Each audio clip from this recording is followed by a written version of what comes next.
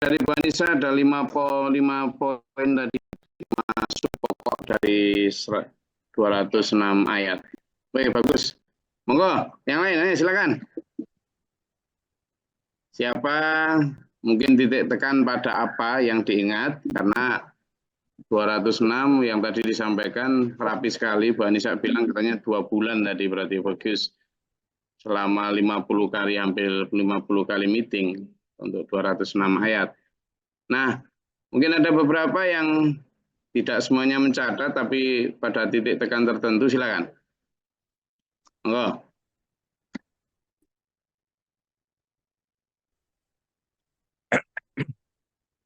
Izin Gus Glory dan dulur-dulur. Kita mereview tentang Quran Surat Al-A'raf ayat 201 sampai 203 yang agak belakangan. A'udzubillahi minasyaitonirrajim. Bismillahirrahmanirrahim. Ayat 201 203 bahwa orang yang bertakwa itu adalah orang yang sangat hati-hati dengan dosa. Dan jika dia bersentuhan dengan dosa, akan segera beristighfar. Dan apabila terlibat dosa, karena tidak mampu menahannya, segera bertobat dan tidak mengulanginya lagi. Kemudian ayat ini juga menekankan bahwa jika orang-orang yang bertakwa, orang yang beriman itu terkena bayang-bayang dosa, segera ingat kepada kesalahannya dan segera bertobat. Para nabi dan rasul adalah sosok yang ahli tobat, di mana saat itu Kiki menjelaskan tentang 5 nabi. Yang pertama adalah Nabi Yunus, itu dijelaskan dalam Quran Surat Al-Anbiya ayat 87. Kemudian yang kedua Nabi Nuh, itu dalam Quran Surat Hud ayat 45 sampai 47. Kemudian Nabi Musa itu dijelaskan di dalam Quran Surat Al-Qasas ayat 15 sampai 16. Kemudian yang keempat yaitu Nabi Adam, itu dijelaskan dalam Quran Surat Al-Baqarah ayat 35 dan juga Al-A'raf ayat 23. Dan Rasulullah Muhammad itu juga dijelaskan, ditegaskan dalam Quran Surat Abasa ayat 1 sampai 3. Dalam satu hadis, Rasulullah orang yang dijamin selamat oleh Allah pun 100 kali setiap hari itu mohon ampun pada Allah. Apalagi kita, Kiki mengajak, yuk kita tiap saat untuk bertobat. Begitu Gus Glory dan dulur-dulur untuk Quran Surat ayat 201 sampai 203. Tertun, Sadaqallah Nazim. Oke, itu catatan Om Jo mesti banyak sekali itu. Jadi, alhamdulillah 201 sampai 203 tadi ya. Oke. Kemarin memang kita bahas dengan anatomi yang cukup lengkap dengan kaitan di ayat-ayat yang lain. Nah, saya pengen berharap memang dulur-dulur kalau nanti berhadapan dengan orang, dengan masyarakat, ketika menyampaikan apa yang sudah kita pelajari bersama, itu memang bagus kalau kemudian ayat ini kaitannya dengan ayat ini dan sebagainya. Jikapun tidak mampu begitu, sekurangnya dapatlah titik tekan atau poin plus dari apa yang dipelajari di ayat-ayat yang kita ingat, ya. Dan ya memang nggak mungkin bisa ingat sekian ratus ayat semua ya, terutama dengan penjelasannya.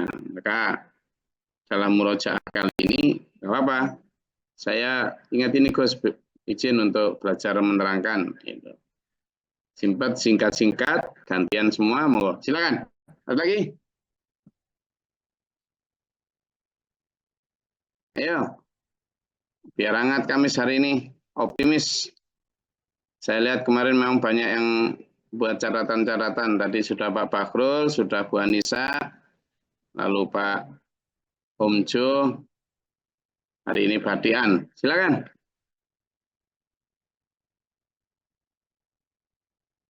Ayo, mana? Yang dari Jawa, dari luar Jawa. Izin Gus. Singkat. Assalamualaikum warahmatullahi wabarakatuh. Saudara sedulur-sedulur saya, yang saya ingat tentang kesombongan, sombong. Pelajaran yang harus kita petik, sombong itu adalah perbuatan yang harus kita hindari. Karena sombong itu akan menyesatkan kita. Pelajaran bagi kita agar kita berhati-hati, agar tidak sombong, karena kita ini bukan siapa-siapa dan bukan apa-apa, tidak mampu apa-apa kecuali atas izin Allah. Allah menyatakan bahwa surga itu tidak ada tempat bagi orang yang sombong. Maka jauhkanlah dari perbuatan atau rasa sombong. Setan itu sangat taat beribadah, tidak mati, bersumpah menggoda manusia, dan setan tidak makan minum, jumlah setan itu lebih banyak. Setan bersatu untuk selalu menggoda manusia. Dan setan menggoda manusia itu dari seluruh penjuru, kanan, atas, depan, belakang. Dan iblis kompak untuk menggoda manusia. Dan agar kita selamat dari godaan setan itu, maka kita harus selalu meminta pertolongan kepada Allah agar dijaga dari kesombongan. Karena sombong itu akan, contohnya dari kesombongan, maka terusir rahmat Allah. Iblis itu adalah sangat alim, sangat taat, sangat sujud kepada Allah. Namun karena kesombongannya, maka terusirlah dari rahmat Allah itu, dari surga, serta diusir dari sebuah kondisi. Pelajaran bagi kita, jauhkanlah kesombongan. Kita itu sadar bukan siapa-siapa dan bukan apa-apa. Sombong tidak akan menyelamatkan kita. Kita harus selalu mendekatkan diri kepada Allah dan selalu minta pertolongan Allah agar dihindarkan dari kesombongan. Mungkin itu yang saya ingat. Terima kasih, mohon maaf, mohon dibenahi. Wassalamualaikum warahmatullahi wabarakatuh. Waalaikumsalam warahmatullahi wabarakatuh. Oke, itu mulai dari ayat-ayat di surat Al-A'raf yang ke-17 sampai 27 itu memang banyak membahas tentang peristiwa atau kronologi dari mulai penciptaan Adam sampai terusirnya setan, sampai terusirnya Adam juga. Nah, itu memang banyak pelajaran ya. Yang tadi diambil suratnya adalah titik tekan di tentang sombong. Bagus, dan sebenarnya banyak juga di dalam ayat kisah tentang terusirnya Adam dari surga, terusirnya setan dari surga, itu banyak sekali pelajaran yang harus kita petik ya. Jadi yang sudah diambil ada tentang larangan sombong, wala tamshi fil ardi maraha. Dan ini satu di antara titik tekan yang kita harus pelajari. Oke, silakan. Selanjutnya monggo, siapa yang mau store ingatan atau catatannya? Silakan. Nggak apa-apa, singkat-singkat tadi bagus. Jadi semuanya nanti kebagian. Ada 206 ayat, berarti banyak sekali ini yang harusnya bisa berbagi di sini. Silakan. Izin Gus. Ya.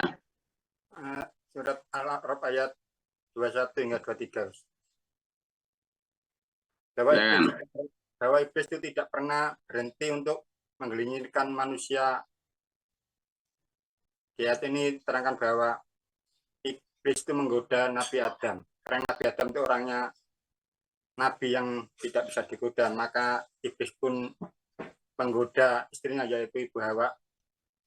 Dan Ibu Hawa pun merayu suaminya Nabi Adam untuk mengikuti kemauannya. Akhirnya Nabi Adam pun ikut. Ternyata tipu daya setan itu tidak sesuai dengan yang dijanjikan. Iming-iming jika kamu makan buah itu akan kekal di surga, tetapi setelah makan tidaklah seperti yang dijanjikan setan.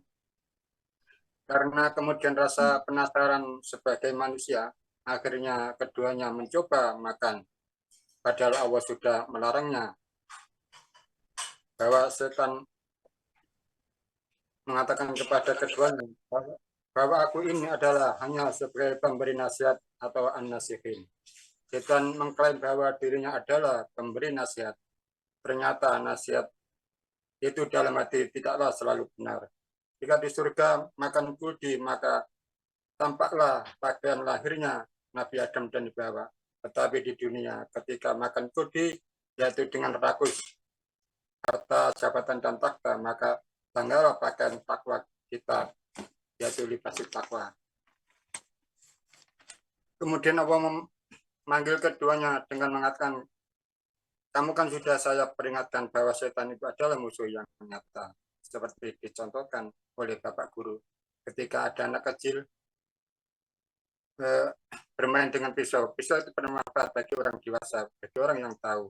Tetapi di tangan anak kecil, maka pisau itu akan menjadi bumerang atau berbahaya. Kemudian yang ketiga, akhirnya Nabi Adam dan Ibu Hawa pun mengakui dirinya dolim, dirinya dosa. Sebagaimana Nabi kita Rasulullah Muhammad SAW tidak kurang dari 100 kali dalam memohon ampun dalam tiap harinya. Apalagi kita yang hanya sebagai orang yang dhaif, orang yang tidak sebagai Nabi. Demikian Gus. Assalamualaikum warahmatullahi wabarakatuh. Oke, itu juga titik tekan yang cukup bagus, highlight yang penting untuk kita, terutama arahan untuk bertobat ya. Itu barusan kemarin kita kupas bersama tentang betapa Rasulullah Muhammad SAW dan juga para rasul terdahulu, para ulul azmi, memberi teladan mulia kepada kita untuk bertobat, di mana mereka-mereka atau beliau-beliau yang sudah jelas-jelas dijamin surga, sudah jelas-jelas dijamin ampunan, bahkan yang belum dilakukan itu sudah pasti diampuni. Tapi beliau-beliau secara humble, dengan penuh rendah hati, mengajarkan kepada kita untuk tetap minta ampun. Bahkan dalam hadis disebutkan, mi'ata marra fi kulli yaum, 100 kali dalam sehari minta ampun kepada Allah. Dosa apa? Sementara kita yang jelas-jelas banyak dosanya kok jarang bertobat. Nah, ini perlu introspeksi ya, perlu introspeksi lebih dalam. Oke, selanjutnya ada lagi, silakan. Senang saya. Kalau semuanya enggak apa-apa, jadi jangan takut. Ya, silakan Rahman. Izin Gus. Assalamualaikum warahmatullahi wabarakatuh. Mungkin yang Rahman ambil di Quran Surat Al-A'raf itu ayat 180 Gus. Terkait bahwasannya Allah itu mempunyai banyak nama yang biasa kita sebut Asmaul Husna. Dan Gus sendiri menjelaskan bahwasannya kalau kita minta sesuatu ataupun berdoa itu ya dianjurkannya menggunakan Asmaul Husna itu ataupun nama-nama Allah itu supaya lebih khusus dan mungkin bisa lebih dalam tanda kutip lebih cepat ya mungkin Gus doanya, karena mungkin kayak semisal kayak mungkin analoginya kayak kita manggil teman kita, kalau kita manggil dengan nama itu mungkin bisa lebih tujuannya lebih tersampaikan gitu. Kalau kita manggil kayak woi gitu, kayak secara general dan segala macam tanpa nama, itu mungkin nyampainya juga bakalan lama gitu. Sama seperti kita mungkin berdoa, mungkin akannya lebih enaknya, lebih sopannya dan lebih cepat juga tersampaikan tujuan kita dengan doa itu, manggil Allah dengan nama-nama asma Allah sesuai dengan kebutuhan ataupun sesuai dengan keinginan kita gitu Gus.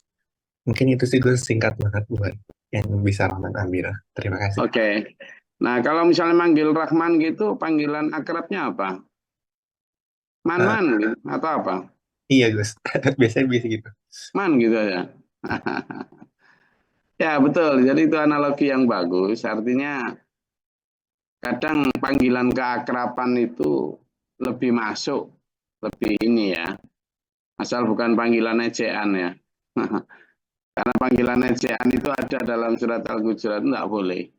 Nah, tapi justru benar tadi, kalau panggilan-panggilan akrab yang baik, itu bisa jadi malah lebih mengena, lebih masuk, karena merasa ada level keakraban yang lebih dalam.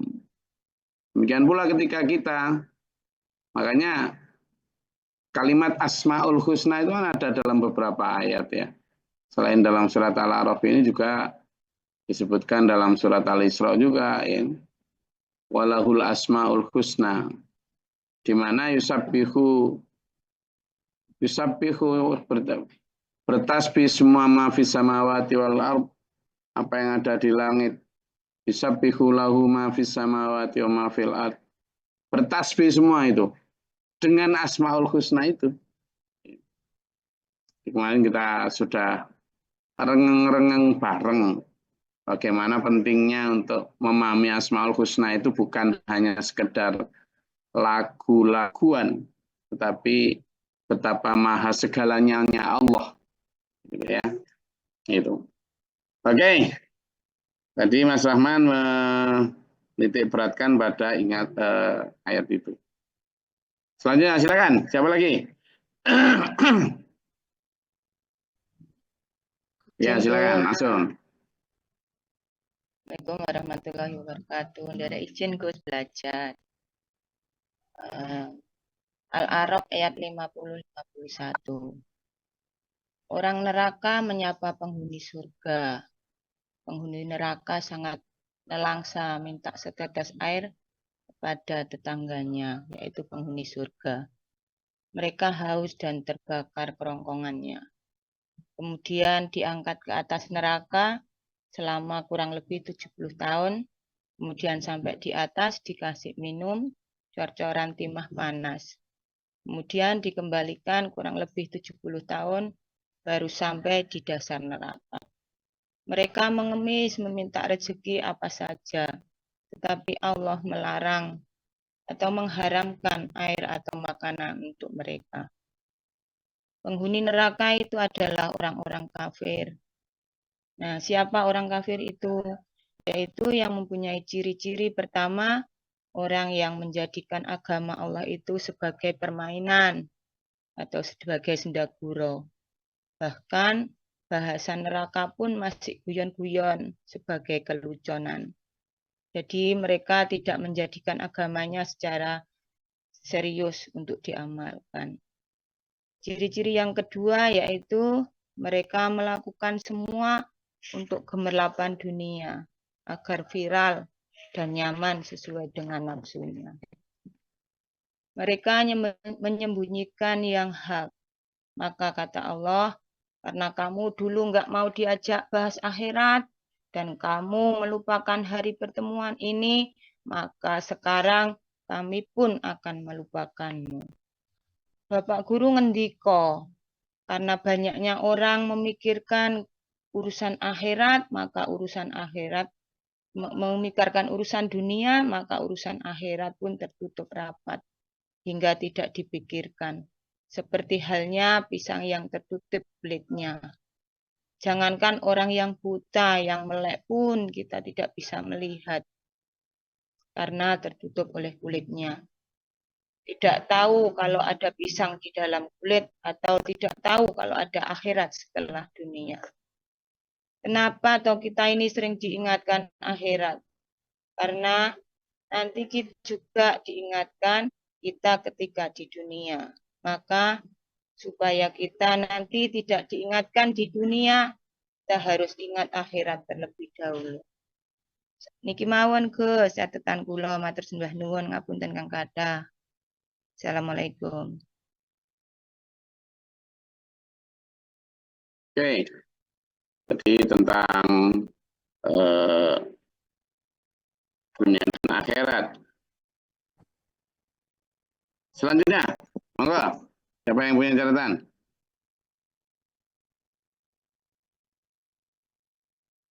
Surat Al-A'raf mulai ayat 1 sampai 206.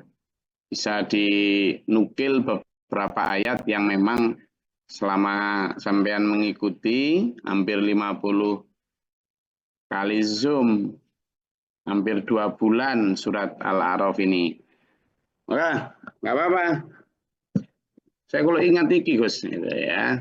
Tadi mulai Pak Fakrul, Bu Anissa, Pak Jo, Mas Puji, sampai Mbak Mas Rahman, Pak Parmi, silakan.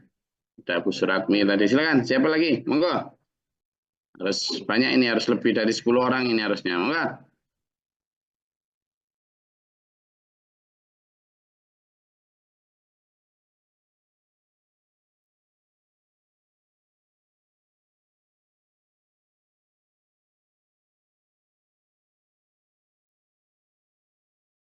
Ayo, mana suara Sumatera belum tampil ini? Suara Kalimantan sudah. Suara Sumatera belum ini. Suara Andalas. Suara Borneo sudah 2 orang tadi. Andalas belum. Suara Java. Java tadi sudah, Java belum ya? Oh, suara ya dari Trenggalek tadi, dari Mbak Nisa juga. Silakan. Biar saya gantian yang dengerin kok. Atau suara Bali? Suara Lombok? Enggak. Kita murojaah surat Al-A'raf.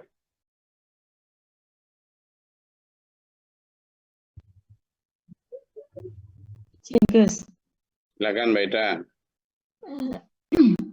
kami ambil di Quran surat Al-A'raf ayat 34 sampai 36. A'udzubillahi minasyaitonirrajim. Bismillahirrahmanirrahim. Jadi setiap peradaban itu pasti ada atau mempunyai kekuatan, kekuasaan, kejayaan. Tapi semuanya itu adalah tidak ada yang kekal dan abadi. Dan yang abadi hanyalah Allah. Sehingga Allah menurunkan Rasul sampai hanya 124 Nabi dan 313 Rasul dan 25 Nabi Rasul yang harus kita ketahui dan ada 5 ulul azmi. Itu adalah ulul azmi. Nah, setiap Nabi Rasul tugasnya dan materinya adalah ketauhidan, muamalah, dan mengingatkan kembali kepada kampung akhirat. Dan cara agar kita tetap istiqomah untuk ajarannya Nabi Rasul adalah yang pertama ngaji, yang kedua dakwah dan menyampaikan hasil ngaji dan kajian kita, yang ketiga carilah komunitas yang sevisi dan seideologi, yang keempat milikilah guru atau pemimpin yang menyayangi kita demi akhirat. Yang kelima, kuat-kuatkan berdoa, utamanya bangun tengah malam atau sholat malam dan banyak berdoa. Demikian yang kami ambil di pelajaran Quran Surat Al-A'raf ayat 34 dan 36. Terima kasih. Assalamualaikum warahmatullahi wabarakatuh. Bu Ida mengambil di ayat 34 sampai 36 yang lebih banyak berbicara tentang Rasul, tentang bagaimana kepemimpinan umat, ya, tentang bahwa jangan gampang mengikuti sesuatu yang kita tidak tahu tentangnya. Kita harus benar-benar memilih pemimpin agama, terutama ya pemimpin kehidupan, guru kita itu harus benar-benar yang ulama warasatul anbiya, yang sekurangnya mendekati ciri-ciri yang disampaikan oleh Rasulullah sebagai penerus beliau. Oke. Bagus, alhamdulillah. Ada lagi, silakan. Senang saya. Lihat gini kan tanamannya berarti tumbuh. Ya, 2 bulan 50 pertemuan. Terima kasih tadi Bu Anissa sudah mencatat detail berapa kali pertemuan sampai ingat saya aja lupa. Oke. Silakan. Nggak usah nyalain kamera, nggak apa-apa kalau malu. Yang kita yang nyalain kamera ini kan karena nggak terlalu malu gitu. Bu Mala mau menyampaikan, silakan. Iya, Gus. Assalamualaikum. Saya baru berapa kali mengikuti Apa-apa ya, silakan. Bagus. diundang sama Bu Ajimila. Oke, silakan Bu Mala. Saya mulai menyimak dari dari surah Al-A'raf ayat 160. Nah, di situ Oke, bagus, mulai banyak itu, silakan. tentang kaum Kan'an. Kaum Kan'an yaitu Nabi Musa melarang untuk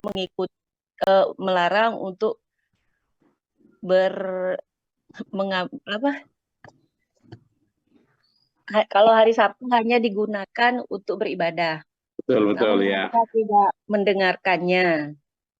Sehingga mereka pada hari tersebut mereka pergi melaut dan melanggar perintah apa yang sudah diperingatkan oleh Nabi Musa, sehingga mereka mengenakan suatu kutukan menjadi kera atau monyet. Sebagian ulama menyatakan monyet, sebagian ulama menyatakan manusia setengah apa ya, manusia kayak orang hutan gitu. Akhirnya saya kembali mengingat seperti teori Darwin itu, Gus. Ya, hanya di situ mungkin, Gus. Baru. Ya. Terima kasih. Assalamualaikum. Oke, terima kasih Bu Kumala, bagus sekali karena memang topik itu sangat relevan dengan kehidupan kita sekarang, di mana sebenarnya perilaku Bani Israel seperti itu perilaku wajar yang bahkan waktu kita diskusi tentang itu masih ingat betul, Mila ketika kita tanya semua jamaah tafsir ini menyampaikan bahwa bagaimana seandainya ada dagangan gitu kan. Nah, ini menjadi satu hal yang sangat relevan ya, di mana kelakuan Bani Israel saat itu kelakuan wajar, ya namanya mengambil peluang ya, tapi wajar ketika dihadapkan pada larangan menjadi tidak wajar ya.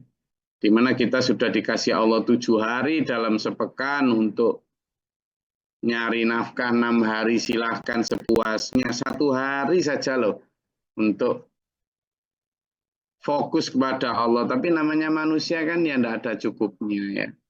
Sehingga itu pun dilanggar, namanya pelanggaran hari Sabtu. Nah kalau kita kan ya pelanggaran hari Jumat. Kalau umatnya Nabi Isa pelanggaran hari Ahad.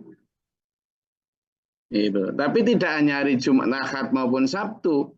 Tapi lebih kepada betapa kita sering dihadapkan pada pilihan-pilihan nafsu dan pilihan-pilihan perintah Tuhan. Yang sering kita mengambil pilihan nafsu. Ya. Jadi jangan sampai kita masuk ke dalam perangkap itu. Terima kasih Ibu Kumala. Sudah mengingatkan ayat 160 sampai 163.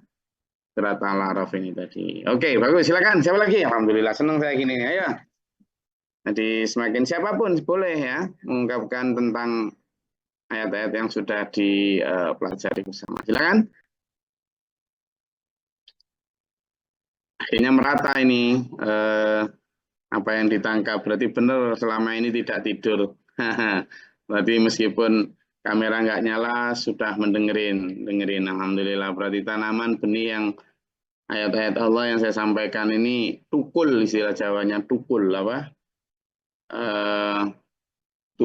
Tumbuh itu kalau sudah agak gede. Tukul itu apa ya?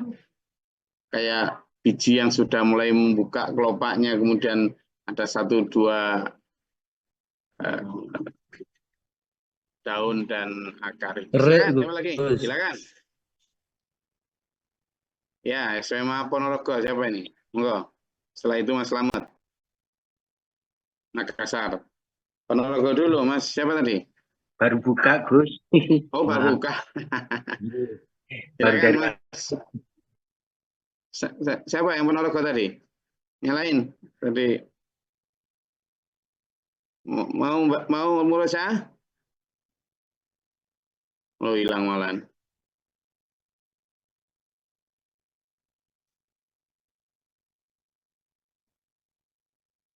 Ponorogo? Nggak jadi? Oke. Lanjut yang lain, silakan. Seneng saya. Kalau nyantol gini kan jadi semangat ini.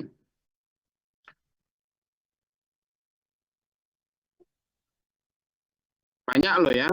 Banyak sekali pelajaran dalam surat Al-A'raf ini. Mulai dari akidah, mulai dari tarbiyah, muamalah, dakwah, siasa, banyak. Oke.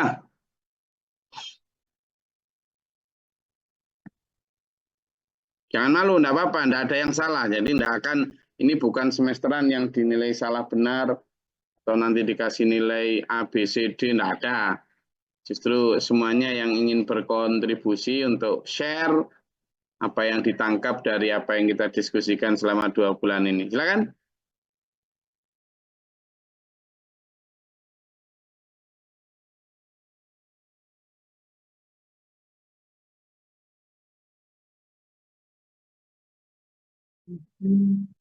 Sumatera belum nyala sama sekali loh ya. Pulau Andalas apa sedang tidur?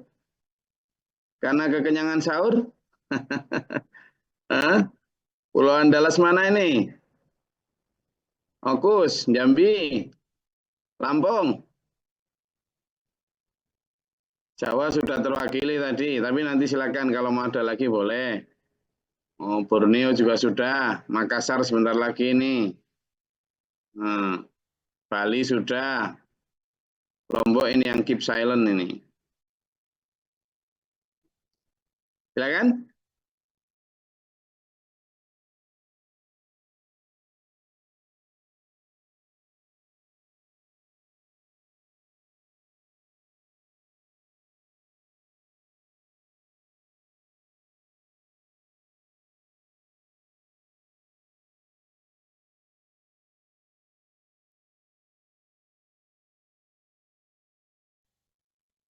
Jadi mulai dari surat ayat 1 ya, Alif Lam Mim Shad itu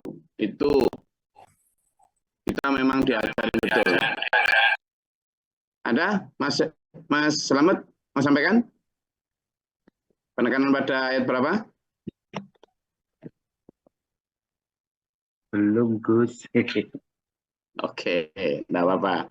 Oke, kalau gitu saya ingin memberikan highlight dari semua ya, mulai ayat 1 sampai ayat 206 ini, itu memang lebih banyak bicara tentang akidah. Bahkan yang tersimpan di dalam kisah-kisah tentang Bani Israel ya. Tapi yang sangat kuat dalam surat Al-A'raf ini memang bagaimana tentang ketauhidan ya. Termasuk ketika kisah tentang setan yang terusir dari surga, itu menunjukkan bahwa kisi-kisi ketauhidan sangat kuat. Kenapa? Yang berhak sombong itu hanya Allah. Jadi kalau kita hari ini membanggakan alim kita, lalu kemudian merasa berhak sombong, keliru, karena setan alim sekali. Loh, sealim siapapun sekarang sampean, itu tidak ada yang lebih alim dari setan. Loh iya, apa sih yang kita pakai sebagai standar kealiman? Paling banter kan karena kita ahli baca tulis Arab toh. Lawan setan langsung bertemu Allah. Setan itu langsung bertemu Allah. Ya kan? Kalau bicara tentang alim, setan lebih alim. Kalau bicara tentang percaya Allah, setan lebih percaya. Tapi toh demikian terusir hanya karena satu titik noda sombong. Karena sombong itu tidak ditolerir ya. Seperti yang kita tahu bahwa tidak akan bisa masuk surga orang yang sombong kecuali ada unta bisa masuk lubang jarum. Dan kisi-kisi kesombongan setan itu sekarang justru yang kita kejar dan kita buru loh, hati-hati. Setan itu sombong karena merasa lebih tua atau merasa lebih senior lah. Setan sombong itu karena merasa lebih lama atau lebih alim, lebih tahu banyak hal. Setan sombong karena merasa ya dia lebih mulia. Nah coba kita sekarang ini, kita ngejar tahta, ngejar strata, ngejar harta itu kan biar kita dianggap lebih dari segalanya. Nah, padahal itu yang membuat manusia, setan terusir, itu yang pertama. Yang kedua, kemudian Nabi Adam sendiri, nenek moyang kita, juga gitu, terusir dari surga karena sebab-sebab yang sekarang ini kita sedang buru dan kejar itu. Jadi anomali itu. Nabi Adam di surga itu dikasih seluruh kenikmatan. Satu saja tidak boleh. La taqraba hadhihi syajarah. Jangan kau dekati pohon ini satu, semuanya boleh. Nah, ternyata iming-iming itu membuat orang ya curiosity atau kepenasarannya itu. Nah, manusia kan selalu begitu. Pengen ini, ya pengen lebih, pengen lebih, pengen lebih terus. Padahal itu jelas alhaakumut takatsur. Bermegah-megahan kamu kepengen ini terus, itu akan melalaikan kamu. Nah, sudah di warning gitu. Dan lagi, khuldi di dalam pohon surga itu simbol dari keinginan manusia yang ingin hidup selamanya, tidak mau mati. Dan iming-iming setan kepada Nabi Adam saat itu juga gitu. Kamu tidak boleh makan itu hanya karena biar kamu nanti nggak abadi. Nah, manusia juga akhirnya pengen abadi kan. Tapi manusia juga gitu di dunia ini. Dalam surat Al-Ma'un jelas. Yaksabu anna malahu akhladah. Dia ngira bahwa hartanya itu maaf surat Al-Humazah. Dia mengira bahwa hartanya itu akan mengekalkannya. Seolah-olah akan kekal. Itu juga yang diburu manusia. Padahal jelas justru karena makan buah khuldi malah nggak kekal. Kalau seandainya nggak makan buah khuldi, kekal ya. Demikian pula setan. Kamu nanti kalau banyak kekayaanmu, ketinggian jabatanmu, kamu nanti enak. Tapi sebaliknya yang didapat manusia justru nggak karuan. Itulah. Jadi apa yang diiming-imingkan setan itu selalu berbalik dari apa yang dirasa dan nyatakan manusia. Nah, ini yang jadi warning kita ya. Dan banyak lagi, termasuk yang disampaikan oleh dulur-dulur yang sudah menyampaikan tadi. Terima kasih. Kita insya Allah hari Sabtu bertemu. Hari ini kita akhir dari surat Al-A'raf dan besok libur hari Jumat. Dan insya Allah kita ketemu hari Sabtu untuk masuk di surat yang baru, yakni surat Al-Anfal. Surat Al-Anfal ya. Tetap semangat.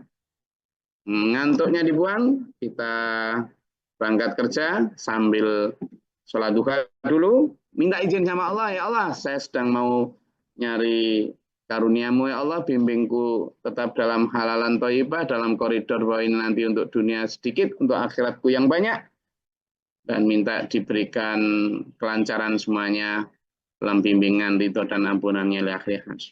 Amin. Allahumma sholli wa sallim barik ala sayyidina.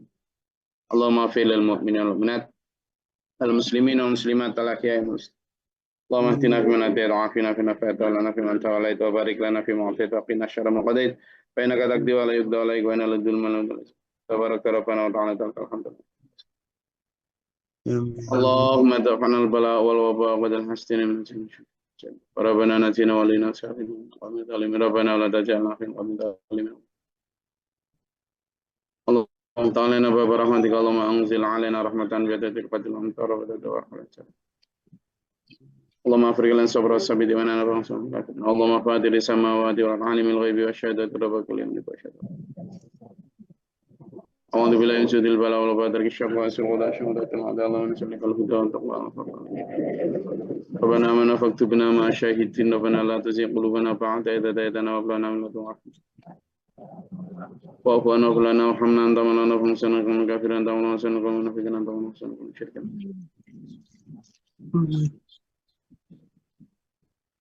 أنت مولانا فانصرنا على القوم الفاسقين أنت مولانا فانصرنا على القوم المجرمين أنت مولانا فانصرنا على القوم المجرمين. ربي أعوذ بك من أن الشيطان.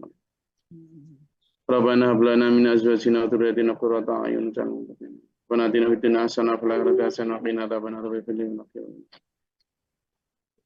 سبحان ربك رب العزة عما يصفون وسلام على المرسلين الحمد لله رب العالمين. والسلام عليكم ورحمة الله وبركاته.